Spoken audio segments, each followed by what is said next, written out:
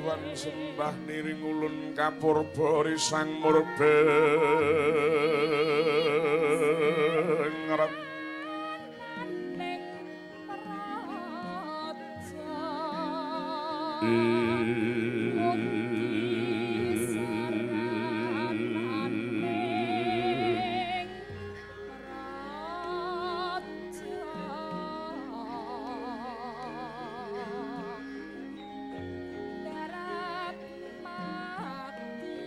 sahanan ingkang nikanang sihing dasih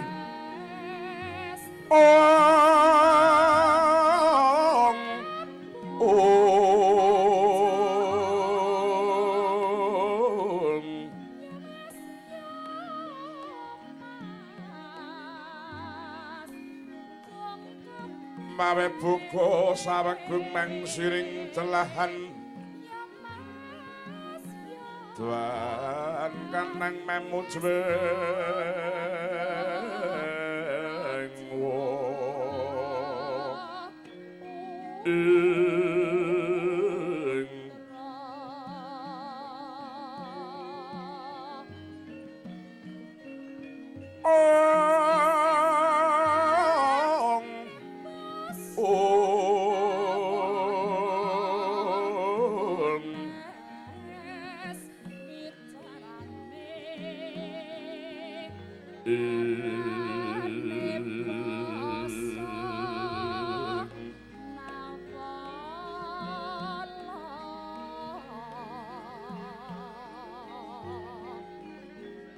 Dedep tidem prabalan ning ratri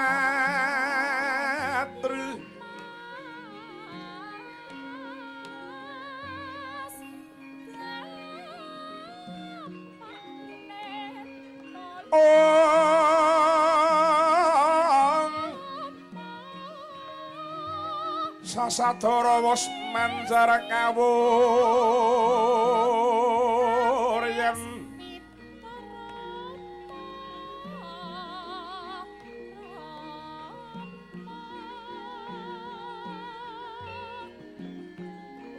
tan kuciwa memanis nanggap srinateng dalu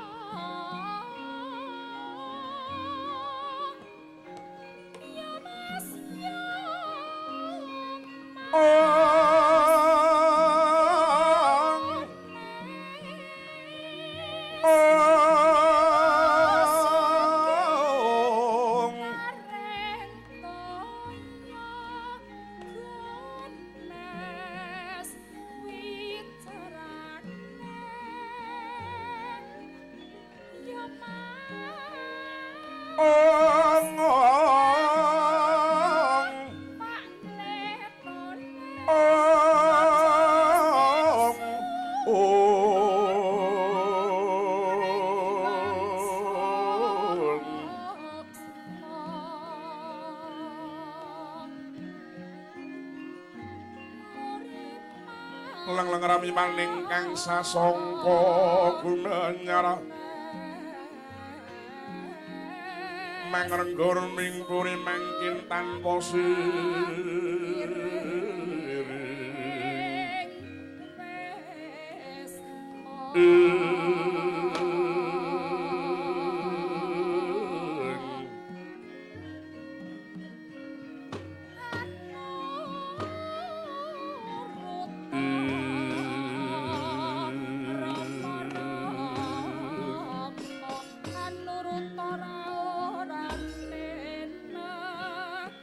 kang kadisudama Gusti sasangka kasungan surya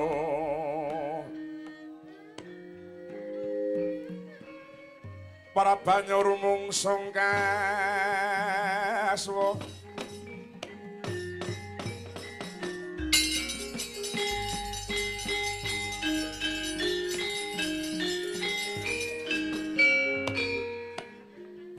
suwuh Ardhata Pitana sinamung panglingga mrudha mring purbaning Hyang Mahajati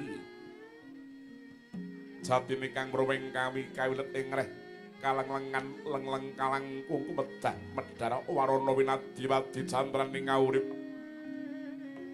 prinipta jroning pangrumpa kopi kulai mamrih dadya sarana panimbang mawas laku lakoning negari. Negari Bundita kanedeng ginupita manggih ora kaya gumlaring negari Hastinapura. Ya sinebating gajah uya ugi winastan keliman benawi. Yakti negari Ngastina dadya tuk sumber cantraning jagat mubah musi ing bawana labet nedheng taman Kalabendu. Saksuruti Prabu Pandhu Dewanata rengkaning praja saya Andadra nadyan Tunggadarah Ngastina. Awit beda pernai, beda pangidepe sarta kinacek kamulyane padha daredah riwut ambyak awur-awur satemah kathah kawula kang dadi banten bangke blasah yayah pating binabat. Mongko wah iwani negari Ngastina nedhenge bekaning rubeda kaslutinggimu. Beda-bedaning penemu kagelar sedina-dina cengkah congkrah saben hari. Adu ngawur ora kanggo mulyaning kawula nemu hungkaya golek pendhok supaya ketok yen wong pinter micara.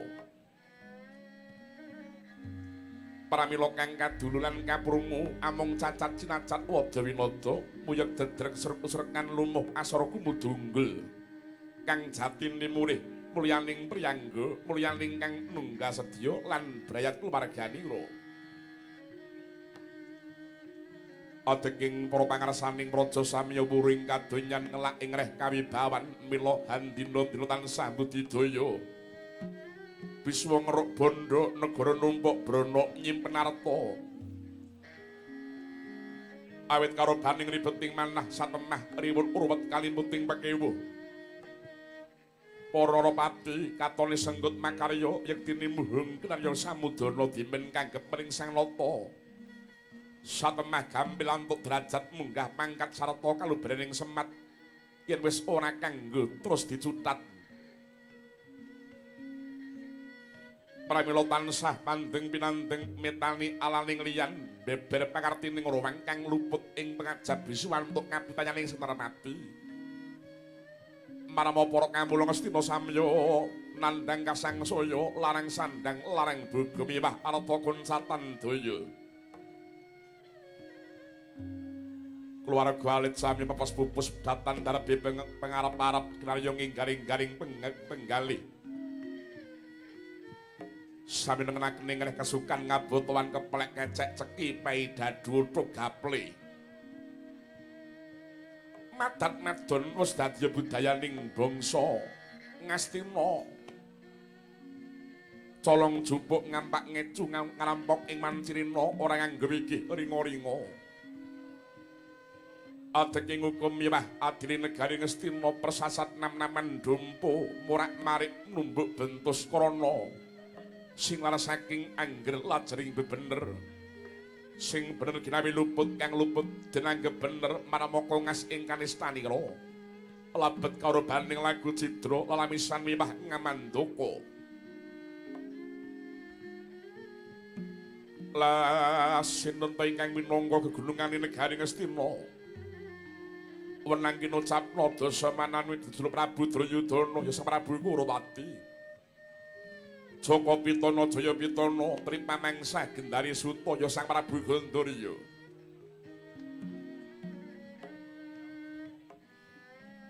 Jejuluk Maha Prabu Sri Drayudana yek nalendra gagah bideksa trata sembata prawiring kiwuh cunduk lawan ratu mekutaning prajurit wimbuh berbondo berbandu. Berbondo tegese numpuk brana picis berbandu merdine sugih sedulur. Wenang kinucapna wiyaring jajan saratri datan pedhoti pinunggel kang mroweng kawi piya sing sanata ing rika langgan manggih ing ngadhep dening Warangkanata Ngastina ingkang kekasih patih Harya Sengkuni Triganta Pati Siwela Putra ya senebat Sang Maha Julik. Dasar pinten momong para Kurawa lah menika pasibane pendhita saking pertapaning Sukalima. Peparape Dahyang Drona ya Resi Kumbayana Baratmadya Putra ya Bambang Gumbiyana. Aja dikira pendhita marakacancang gendhong umos panandene Brahmur langkung menang sinebat sang nimpuna ya sang Maharata. Ing rikalenggan mangke sanata nampi rawuh nyonal pendhita saking pertapaning Takondo peparape sang Resi Bisma ya Raden Dewabrata. Sasamunipun satata lenggah nyemeng luwijining sabda pangandika Prabu Kurwati rereh-ririh ing arah prana.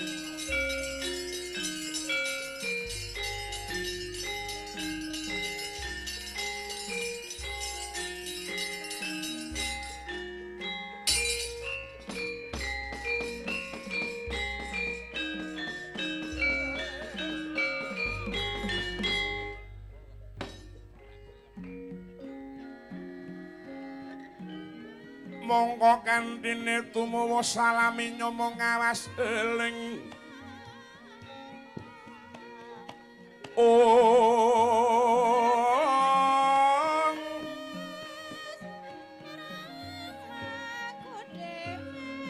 eling lukitaning alam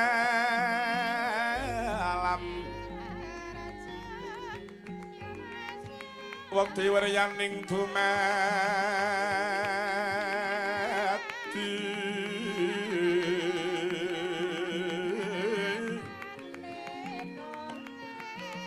supadine ring sangsaya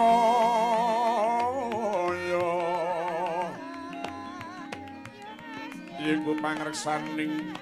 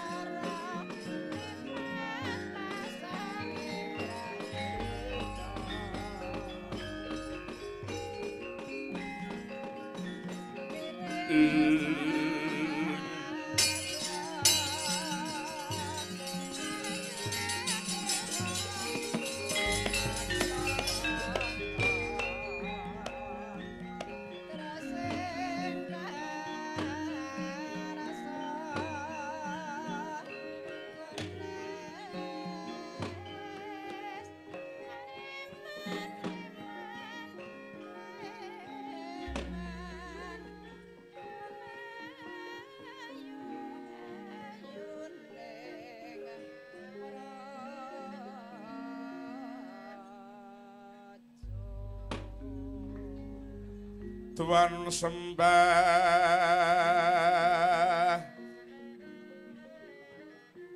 niring ulun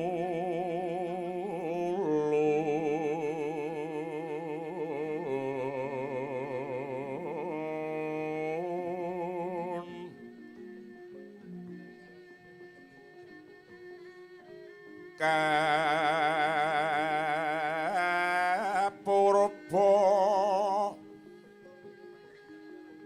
Resang murbeng ret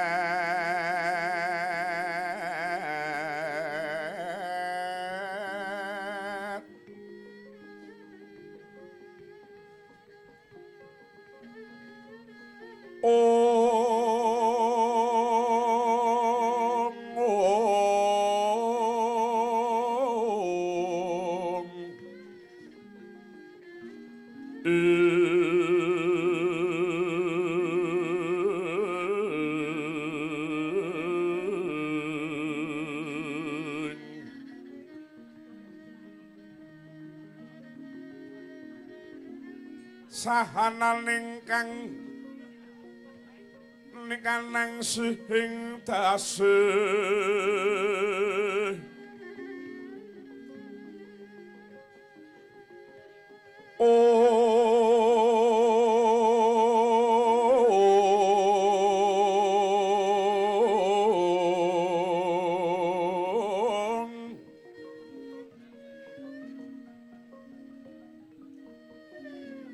Tuan kanang mamujweng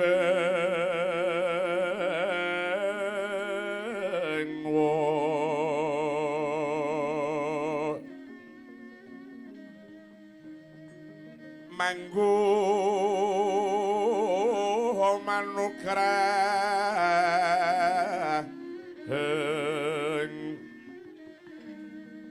lan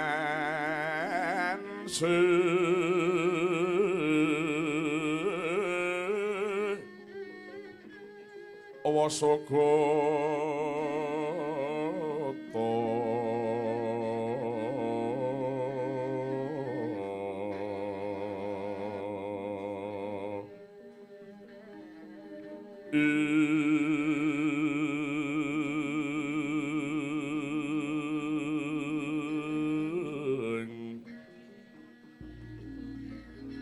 Tandhus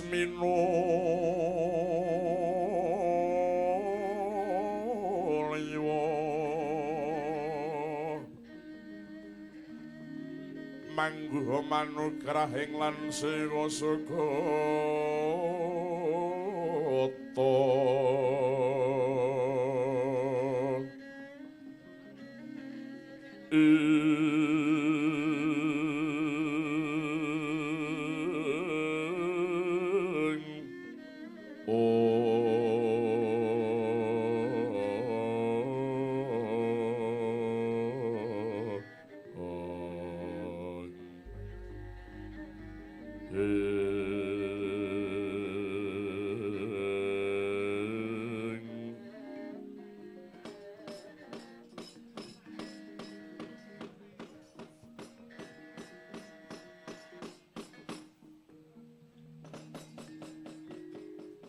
Arab sidem parmanem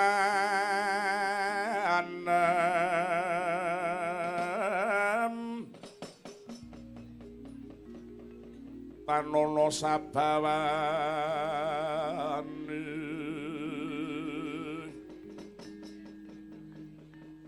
walang miangalise kang kapiyarsa mung swarane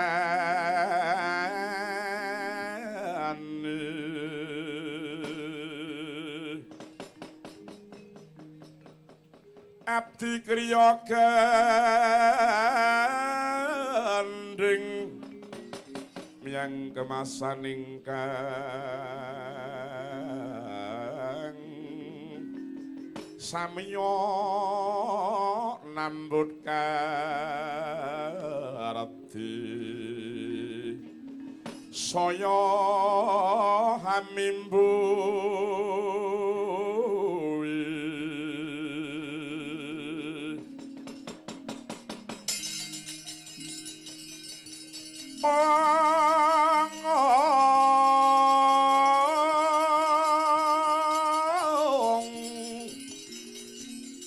asri senen jroning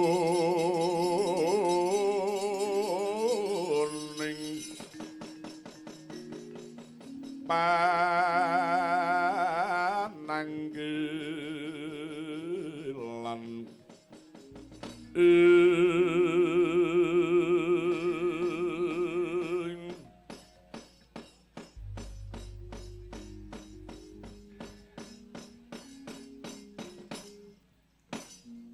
ya jagat dewa Bathara wayah Bathara jagat ya jagat dewaku manggita Kanjeng Hyang Penembaning Ngetakandha dereng dangu sarawuh paduka wonten ing madyaning Praja Ngastina ingkang wayah kula pun Kurawati ngaturaken pasegan Purnakarami Perembagi kunjuk wonten ing abyan Tura Paduka Hyang Penembaning Ngetakandha Hyang Begawan Bisma Putu Prabu iya Putu Prabu Kurwati. Wis ndak tampa se permbagine putuku wong bagus Duryudana. Ora limat budyastawanipun iyang bae tumuli tampanana ya nggir Duryudana. Sangatanggen kawula pundi senggo jimat parimbi. Kula canjang wonten ing pucuk ing rikma kakalungaken ing jangga kumlawi ing praja mimbuh ora daging kang yiwana. Dotolenggung mugi kasekecak lenggah paduka eyang penemban kasirnak Durgama kang sunggurunggi. Putu Prabu Kurwati ya.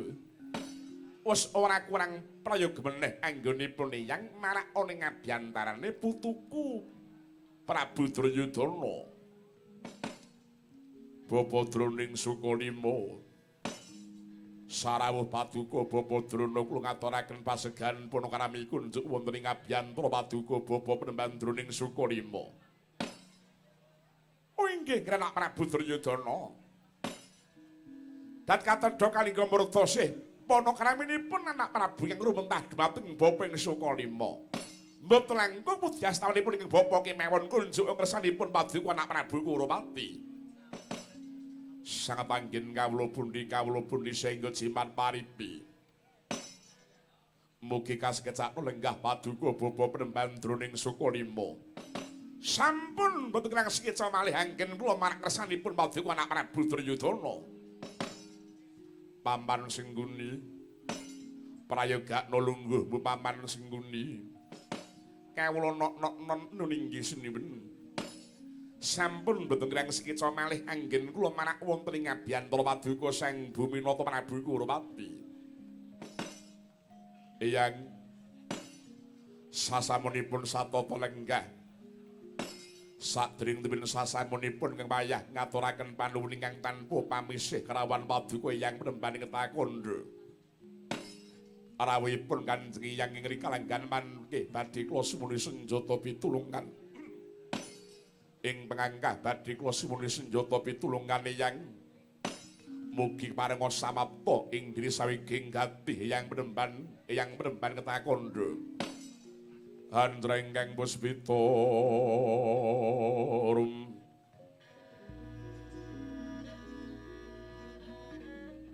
kasiliring samirana mri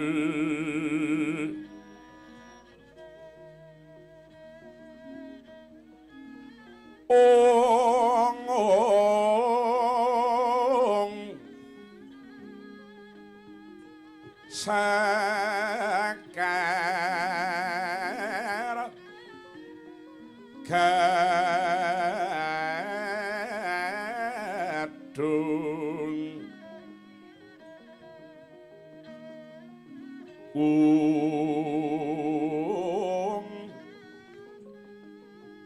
ngas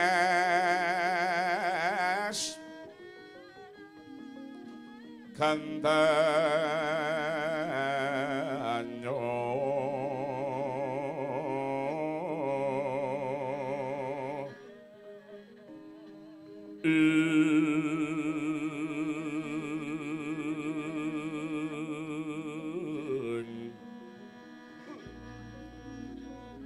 maweh araras arnaning driya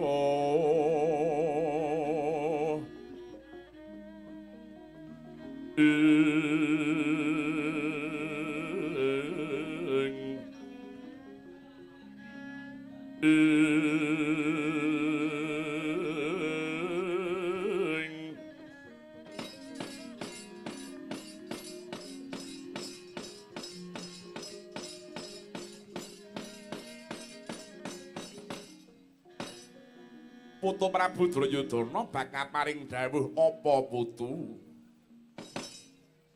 Eyang Penemban Takandha. Kula midhanget pawarta bilih. Wedal menika Gatotkaca nampi ganjaran pusaka topeng waja saking Jawata Suralaya. Miturut kabar kacariyos topeng waja mekaten kula mau pusaka ingkang ampuh kagila-gila. Labet nembe menika kula mireng perkawis pusaka kala wau.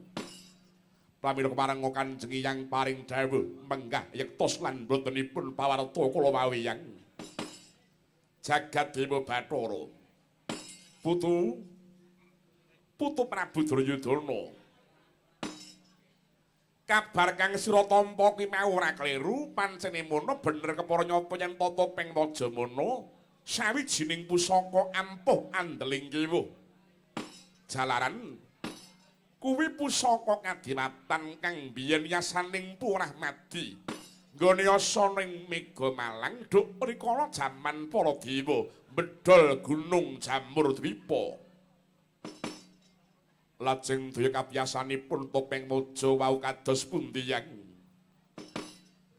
lamun Topeng Maja mau dienggo ana ing palagan mungsuh kang dipandeng mestine bakale ajur luluh dadi banyu jalaran kobar dening dahana murup ingkang wijil saka paningal iku mau nggih daya kabiyasaning Topeng Maja ki ning kono kuwi mau waduh yang menawi mekaten kula sampun jagekaken bilih bencang Bratayuda Jaya Binangun Kurawa mesti tumpes tapis dening para Pandhawa. Lho kosik.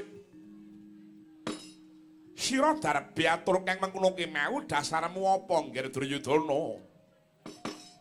Awit kula ngrumaosi lan kula ngertos bilih wekdal menika Gatotkaca sampun ginadang calon madeg dados Senopatining Pandhawa. Mongko menawi saestu kepyak Bratayuda Jaya Binangun lajeng Gatotkaca jumeneng dados Senopatining Pandhawa trata ngrasuk pusaka Topeng Maja ingkang dayanipun ampuh kagila-gila boten sandi kula sakadang Kurawa mesti ajur luluh karana ketaman soroting Topeng Maja kala wau mila Hyang wiwit dinten menika kula nyuwun pamit pecah kemawon Hyang kusik nggih Kurwati kusik pun kaki babar pisan orang nglegewa jebul rembug babakan Topeng Maja iki mau ana gandeng cenenge karo Bratayuda Jaya Binangun. Lah yen ngono iki seje sing dirembug nggih Kurwati. Seje sing dirembug. Nek rembugan perkara Bratayuda Jaya Binangun kudu sing tresih, aja mung dijujuk nggon kadigdayaning Gatotkaca wae, putu. Kudu sing tresih. Putu Prabu kuwi mau kudu ngerti dhisik apa-apa tegese Bratayuda kuwi mau nggih. Kurwati, Bratayuda kuwi mau apa? Bratayuda menika perang. Lho, lah iya. Nanging kuwi perange apa? Menika perang paten pinaten. Lho, lah iya. Perange paten pinaten nanging Bratayuda kuwi perange sapa? Perangipun Pandhawa lan Kurawa. Nek ora mateni ya dipateni menika Bratayuda. Oh, yen ngono kowe ora ngerti tegese Bratayuda kowe Kurwati. Yen kowe ora ngerti luwung kandha wae, nggih, dos pundi? Lho, lah ya ngono wae to. Bratayuda ki perang suci. Perang kok suci menika kang suci menika menapanipun kosik perang suci mono tegese dudu perang ampyak awur-awur nanging perange pengadilaning Gusti Kang Maha Suci marang titahe ya ning kono mengko bakal dumadining tembung sapa utang kudune nyaur sapa sing nyilih bakal nganggo lan balekake sapa sing nandur bakal ngunduh sing gawe kudu nganggo utang lara nyaur lara utang wirang nyaur wirang. Dene nek utang pati kudu nyaur pati. Kuwi nggih kahanane jroning Bratayuda mula banjur ana unen-unen. Kridhaning ati ora bakal bisa medhah kutaning pasti budidayane menungsa ora bakal bisa ngungkuli kodrating kang kawasa. Mulih Putu Prabu ngrembug babakan Bratayuda luwih dhisik kudu gagapi uripmu dhewe takonana awakmu dhewe. Wis tau duwe utang lara apa ora? Tau gawe wiranging sesama apa ora? Nate mateni marang wong liya apa ora? Lan nate dak sia marang sepadha-padha apa ora? Kuwi sing weruh ku ya mung awakmu dhewe kowe Kurwati. Yen pancen nyatane sira Putu Prabu rumangsa resik penggalihe, Rumangsa ora tau nandura ala marang sapa wae, ora perlu kuwatir. Aja samar atimu. Yen pancen bener-bener Putu Prabu kuwi mau rumangsa ora nate mirangake sedulur, aja was lan kuwatir. Senadyan to Pandhawa gegaman bledhek pisan saupamane. Besok Bratayuda jeneng sira bakale mesti kalis ing bebaya. Semono mau yen pancen bener-bener uripmu ki resik ning nek Putu Prabu kuwi nyatane biyen-biyene nate gawe pepati demen nyiksa marang wong kang tanpa dosa. Karem nglungguhi kang dudu darebekmu ya wis. Senadyan to Pandhawa mau tanpa kadigdayan apa-apa, tetep sira bakale nemahi marang Bilai. Awit adiling kang kawasa ora bisa lincat ya kuwi kabeh titah bakale padha ngunduh uriping karmane dewi-dewi. Mula babakan Gatotkaca duwe pusaka ampuh kang aran Topeng Waja ki mau aja digawe sebab besok pusaka ampuh ingkang aran Topeng Waja jroning Bratayuda Jibinanggun mau menang kalih Kurawa lan Pandhawa ora gumantung ning Topeng Waja. Nanging gumantung saka karmane dewi-dewi nggih. Kagiat risangga pirang rinangkul kinempit kampit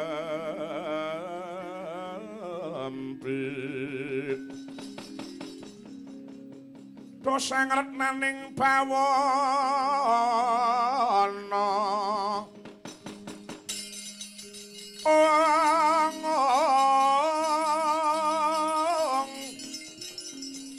iwa kitu kang walang ati iwa kitu kang nenesing tias iwa kitu kang kudu garing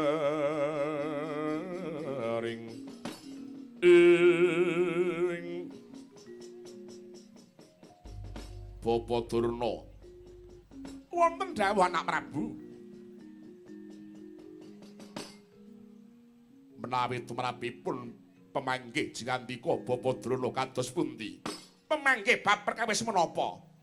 Perkawis Gatotkaca mentas pikantuk ganjaran Topeng Waja menika saking Suralaya. Dos pundi Bapa? Sae kene menika sae. Sing sae niku sinten? Sing sae niku Gatotkaca. Pikantuk ganjaran menika mestinipun sae sanget menika nggih. Rumangsaku kowe iki nek ora mudheng lebab ning sambuk iki apa ngantuk apa piye kowe kuwi? Nek ora ning ngarep ora gelem ning ngarep malah ngantuk. Lah wis piye ta kowe iki nek sarep merkengkang ta kowe kuwi? Ingkang sinuwun ki ndangu perkara Gatotkaca nggone nampa ganjaran Topeng Waja kuwi mau tumraping Kakang Durna piye? Ngono lho karepe iki. Lho, apik di apik. Wong entuk ganjaran saka dewa ki mau mesti banget apike. Kuwi penemunipun Kakang ki mengkono ki mau. Ewadene wong liya padha dahwen panasten patyopen do serik ya sakarepmu. Nang tumraping Durna, Gatotkaca nampa ganjaran Topeng Waja ki mau. Kuwi perkarane dudu perkarane wong Astina. Kuwi perkarane wong Amarta dhewe. Kula ngapa awake dhewe iki dadak legan golek momongan. Golek gawean. Kaya ngono kok dirembuk iki nggo apa? Ora becaji jenenge ngono ki mau. Oh iya, ya muni nganti lambene jedir ngono ya ngono wae. Dados menawi ngaten tumraping Bapa Durna bilih ing kalenggan mangke Gatotkaca menika nampi ganjaran nugra Topeng Waja menika sae. Sae panjenengan derek bingah-bingah menika putu kula. Ketik ora mudeng-mudeng ta cah iki. Wong dinganake kok ora mudengi piye kowe kuwi. Dilulu kok ora ngerti iki piye sampeyan Kakang Durna. Dicuni piye? Kowe kudune ngerti. Nuwun sewu anak Prabu Duryudana. Paduka menika kedahipun engker bilih Pandhawa menika sinten? Lajeng Kurawa menika sinten? Kalih-kalihipun tasih tunggil kulit daging piyambak. Ing menapa ing atasipun tasih sami kadang tuwentang tunggil yang piyambak. Tansah ngajab mrih bilaining mungsuh menika mboten sae menika nggih. Semorante duning dumpa wana dadi alas. Alas dadi wana dokren. Kula suwun kanthi sanget paduka mugi enget paduka engger. Sampun ngantos ketangsulan dening Jangka Bratayuda sanget-sanget nggih. Awit Jangka menika kelampanipun kedah jinangkah kodrat kala mau adelipun inggih kedah wisnatan wiradat. Mila senadyan ta wonten Jangka nek boten dipun jangkah nggih boten badhe kelampan menika nggih. Menika kula menika. Nggih. Matur nuwun. Sami-sami. Paman Sengguni. Kula wonten timbalaning adawuh sinuwun menawi saking pemanggih sampeyan dos pundi. Menawi kula menawi panjenengan menika nyuwun pemanggih kula menika panjenengan sampun pirsa sinten ta Sengguni menika. Suci-sucining tiyang sak ngastina niku namung Sengguni. Ora ana wong lugu kaya Sengguni, ora ana wong jujur kaya Sengguni niku mboten enten. Saestu menika. Saking pamreginipun sampeyan dos pundi? Upami latu mekaten mumpung dereng mubal mengalat-alat prayogi enggal dipun sirep kemawon mumpung dumados sing Bratayuda menika tasih dangu upami acara tiyang ngrubahaken wit-witan prayogi dipun rempelana pang-pangipun langkung rumiyin. Tegese piye? Tegese anak-anak Pandhawa kedah dipun sirnakaken langkung rumiyin, Gatotkaca, Abimanyu, Antareja, Antasena kedah dipun perjaya ing pamrih supados kendha barisanipun para Pandhawa. Jagadéwa Bathara. Bener aturi Paman Sengguni, aku lha kok pripun mulih ta menika. Wong tuwa pirang-pirang mung gedhabyah kokan cacak lah pirsa piyambak ta panjenengan. Yen dipundhuti penemu mung padha tuwa kersaning Nalendra wae. Ora ku ya pepundhenku siji iki Paman Sengguni. Ora kakehan guneman nanging mentes nek bicara. Ditis nek bicara. Dasare bisa menentasi karya. Paman sasi ngarep belanjamu tak undhaki Paman. Aduh matur nuwun. Paling 10.000. Matur nuwun. Sengguni kula Penemban. Lilanana aku tak sambung rembug karo kowe ya Sengguni. Inggih ngados pundi Penemban? Kowe kuwi wong tuwa kok ora ngedem kahanan ki piye? Nah, mudhar kowe saiki. Kok malah gawe urup-urup ing pasulayan ki piye? Lah, rungokno kuwi saiki kowe.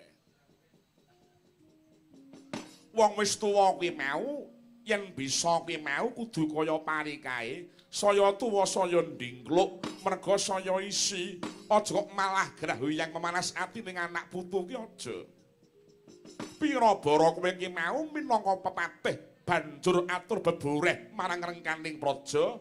Kok malah langap-langap ngajapati ning Gatotkaca Abimanyu Irawan gek dosa perkarane bocah-bocah ki apa karo kowe Sengguni. Nah, syukur kowe modar kowe saiki kowe. Dosane Gatotkaca ki apa marang kowe? Ayo wangsulana Sengguni, aja kriyap-kriyip mripatmu kowe Sengguni. Lah niku ngantukan kok boten kriyap-kriyipun. Pun kersane mawon. Yo gek mangsulan. Penemban piye Sengguni? Nuwun sewu. Pemanggih setunggal-tunggaling tiyang menika mboten mesti kedah sami jalaran sae tumraping pemanggih kula dereng tertamtu menika sae tumraping panjenengan. Ning kosok wengsunipun awon tumraping Sengguni dereng mesti menawi awon menggaing begawan Bisma lho menika. Mila wangsul babagan Gatotkaca nampi ganjaran topeng waja mekaten kula mau tumraping kula anggep awon namit mutamatosi menggaing Kurawa benjang kepyak ing Bratayuda Jaya binangun. Ewadene tumrap panjenengan dipun anggep sae. Lengke monggo kemawon tiyang menika mriki menika merdika kok penemban. Sinten kemawon dipun menangaken nglayanaken pemanggih dene boten kenging wada winada setunggalan-setunggalipun tiyang sanesipun menika tumrapipun kula mekaten kala mau penemban. Oh. Eling-eling kowe iki mau wong Plasa Jenar.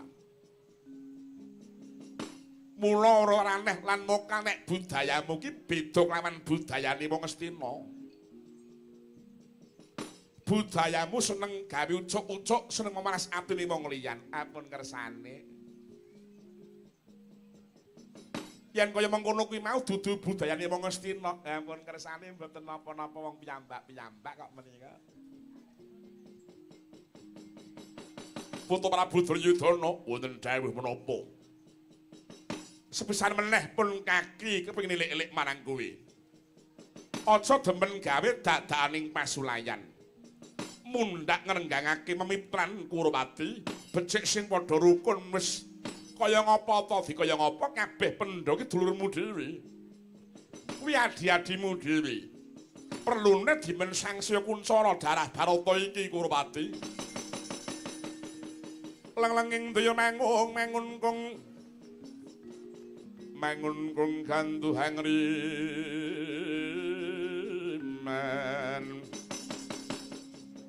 lilina tanpa kanin yen tan tulusa mangkono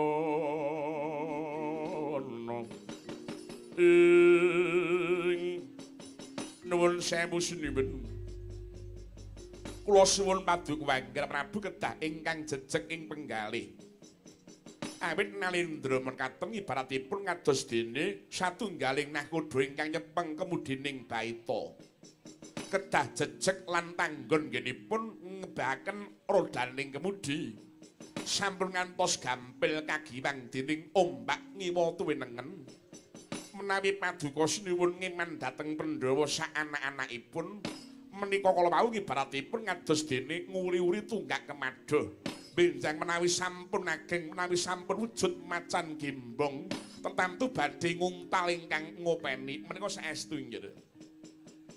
Mila sinuwun benjang dadak ngentosi menapa tinimbang benjang sangsaya awrat bobotipun prayogi dipun pipili kemawon para Pandhawa kala mau. Lawang nimam tiyang gangsa glintir kemawon mongko Kurawa menika cacahipun wonten 100. Dereng tertamtu dereng nate wonten kok 100 mungsuh 5 menang 5 niku dereng nate wonten. Nuwun sewu. Kawimbuhan ingkang Hyang Marsi Bisma ingkang Rama Saka 5 ing Raka ing Ngawangga tan kantun kula piyambak lho menika. Kados ngaten kok tasih mandheg mangu menika dos pundi Ana Prabu? Lang-langing priya mangun kung gantuhang riman